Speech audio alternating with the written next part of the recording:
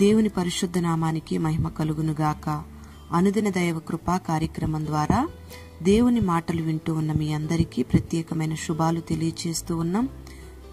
ఈ దినమంతా ఆయన సన్నిధి మీకు తోడై ఉండి మిమ్మల్ని నడిపించునుగాక. ఆమేన్. కీర్తనల గ్రంథం 23వ అధ్యాయం 4వ వాక్యంలో, గాఢాంధకారపు లోయలో నేను సంచరించినను ఏ అపాయమునకు భయపడను, నీవు నాకు తోడయుందువు అని కీర్తనాకారుడైన దావీదు పలుకుతూ ఉన్నాడు. లోయలు అనేకంగా ఉన్నాయి. వాటిలో గాఢాంధకరమైన లోయ అనేది చాలా భయంకరమైనది. దావీదు అటువంటి గాఢాంధకరమైన లోయలోనికి వెళ్ళినా దేవుడు తోడై ఉంటాడు అని గ్రహించాడు, అనుభవపూర్వకంగా తెలుసుకున్నాడు. అందుకే ఈ మాటలు పలుకుతూ వచ్చాడు. Praise the Lord. దేవుడు మనకు కూడా తోడై ఉండాలి అని మనం కోరుకుంటే మనము కూడా గాఢాంధకారపు లోయలోనికి వెళ్ళాలి. దావీదు మరణ భయంతో లోయల్లో సంచరించాడు. దావీదుకు కలిగిన శ్రమలు సామాన్యమైనవి కాదు. కడుపున పుట్టిన కుమారులే చంపాలని చూశారు. ఎటు చూచినా ఎటు వెళ్లినా గాఢాంధకారపు లాంటి అనుభవాలే ఎదురయ్యాయి. ఒక్క మాటలో చెప్పాలి అంటే లోయ అంటే దీన మనసును సూచిస్తుంది. కటిక చీకటి అనుభవాలలో నడిపించబడిన దావీదు దీన మనస్సులోకి వెళ్లిపోయాడు. ఈ దీన మనస్సు కలిగి ఉండడం వల్లే దావీదు దేవునికి ఇష్టునిగా మార్చబడ్డాడు.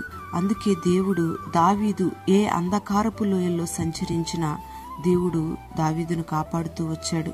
మరి ఈ దీన మనస్సును కలిగి ఉంటేనే మనము దేవునితో సంచరించగలుగుతాం. దేవుడు మనతో సంచరిస్తాడు. ప్రియ దేవుని బిడ్డ, నీ బ్రతుకులో దేవుని సంచారం ఉందా? లేదా దీన మనస్సు లేకుండా గర్వంతో నడిపించబడుతూ ఉన్నావా? ఆయన దీన మనస్సు గలవారి యొద్దే నివసించే దేవుడు. అహంకారులను ఎదిరించేవాడు. దీన మనస్సు కలిగి సంచరించిన యేసయ్య మీద ఎన్నో నేరారోపణలు చేయబడ్డాయి. ఎన్నో అవమానాలు ఎదురయ్యాయి. మరణశిక్ష తన మీద పడినా ఏం భయపడకుండా, నోరు తెరవకుండా మౌనంగా సహించాడు. గాఢాంధకారపు లోయలో సంచరించిన యేసయ్య అంటాడు, నన్ను పంపినవాడు నాకు తోడై ఉన్నాడు, ఆయన నన్ను ఒంటరిగా విడిచిపెట్టడు అని. Praise the Lord. అందుకే యేసయ్య ఈ లోకాన్ని, సాతాన్ని జయించగలిగాడు. ప్రియమైన దేవుని బిడలారా, మరి మీ జీవితాలలో లోయల లాంటి చిన్న చిన్న శ్రమలు ఎదురవగానే నీకు తోడుగా ఉండే నీ దేవుణ్ణి, ఆయన సంచారాన్ని విడిచిపెట్టి వెళ్ళిపోతున్నావే? మరి గాఢాంధకారపు లోయల లాంటి మరణకరమైన అనుభవాలు, మరణకరమైన శిలువ శ్రమలు ఎదురైతే భయపడకుండా ఉండగలవా? ప్రియ దేవుని బిడ్డ, నీ జీవితంలో ఆయన ఎక్కువగా అపేక్షించే ఒక స్వభావం దీన మనస్సు మాత్రమే. మరి ఆ దీన మనస్సే కదా ఆయన నిన్ను అడిగేది. ఎవరైతే తమ్మును తాము తగ్గించుకుంటారో వారే దేవునికి బెన్యామీను వలె ఇష్టంగా మార్చబడతారు. వారిలో యేసయ్య నివసిస్తాడు. దీన మనస్సు కలిగి సంచరించే వారే దేవునితో సంచరిస్తారు. దీన మనస్సు కలిగి సంచరించు వారితోనే దేవుడు సంచరిస్తాడు. ఇలాంటి వారిని దేవుడు ఆయనతో పాటు పరలోకానికి కొనిపోతాడు. Praise the lord.